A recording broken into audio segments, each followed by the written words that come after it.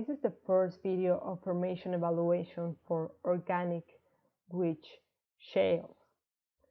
The outline for today's presentation is going to be, first I'm going to explain or define what is an unconventional reservoir. Then I'm going to mention the general characteristics of shales. Later I'm going to explain the main shale plays in the U.S. Subsequently, going to explain gas and oil production, well logs and applicability for unconventional reservoirs, and finally the challenges involved for unconventionals. So let's start. I'm going to first define what is an unconventional reservoirs. They are essentially any reservoir that requires special recovery operations outside the conventional operating practices. These reservoirs require assertive recovery solutions in order to make these reservoirs economically viable.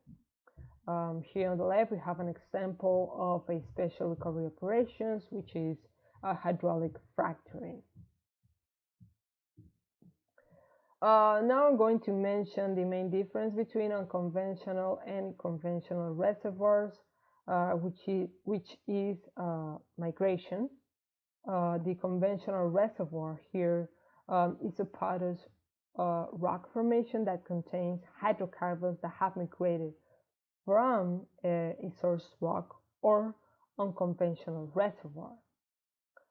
On the other hand, the unconventional reservoir has hydrocarbons that were formed within the rock and never migrated.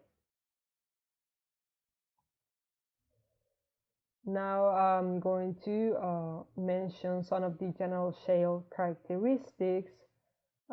First, they have a predominant clay mineral content, then makes up about 55% of sedimentary rocks, and nanopores constitute a large fraction of the rock. Here on the right, we can observe a figure of the microscopy structure of shales, and this was through scanning electron microscopy.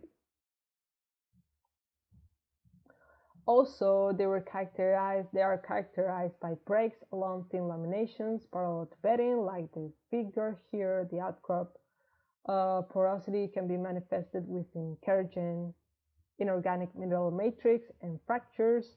And finally, thermal maturation in organic-rich shales results in kerogen cracking and production of liquid hydrocarbons and gas.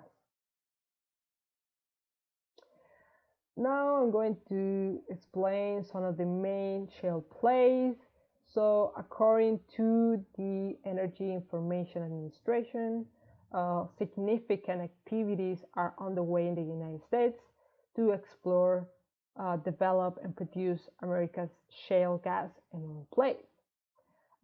Here we can recognize the shale gas and shale oil plays in the country.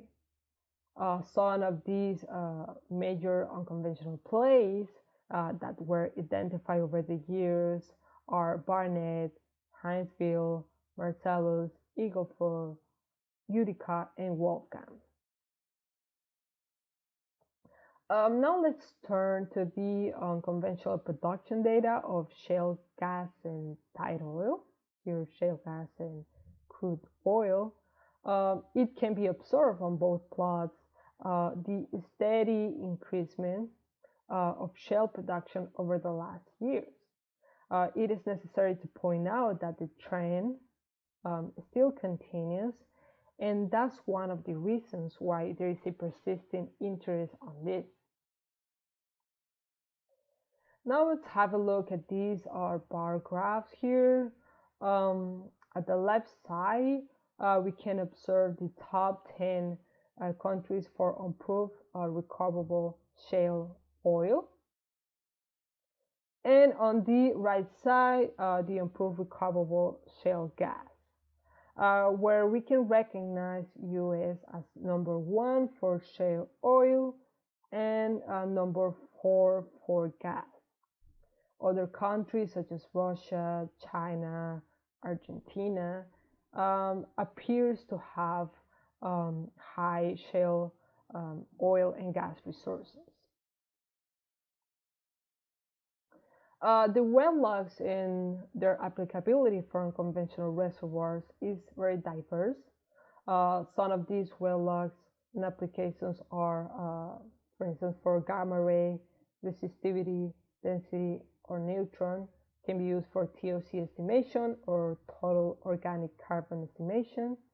We have also mineralogy logs that can be used for lithology or mineralogy discretization. Image logs for fracture detection and stress regime determination, and MR for porosity or fluid characterization, and finally cross dipole acoustic or sonic logs for geomechanical properties. However, there are other tools that can be used to characterize shale formations. Finally, we have the unconventional challenges.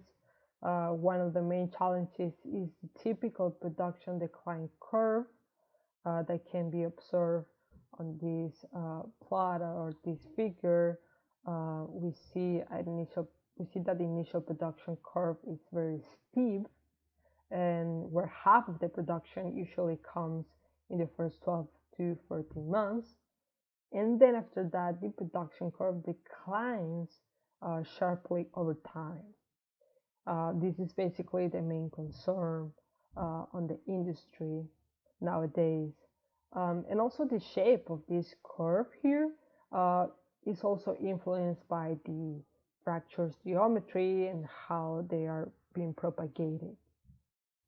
For the petrophysical challenges, the first thing to point out in unconventionals is that each shale reservoir is unique. So there is not a unique solution that can be used for all of these reservoirs. Some of these petrophysical challenges faced are the ones listed here. There are more, however, some of the most important ones are TOC maturity, local stresses, porosity, or mechanical rock properties.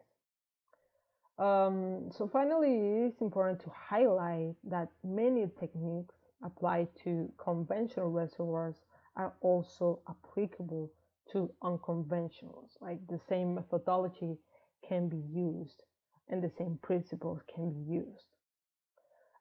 So thank you so much. This is the final slide for these first presentations. Here are the references, and thank you.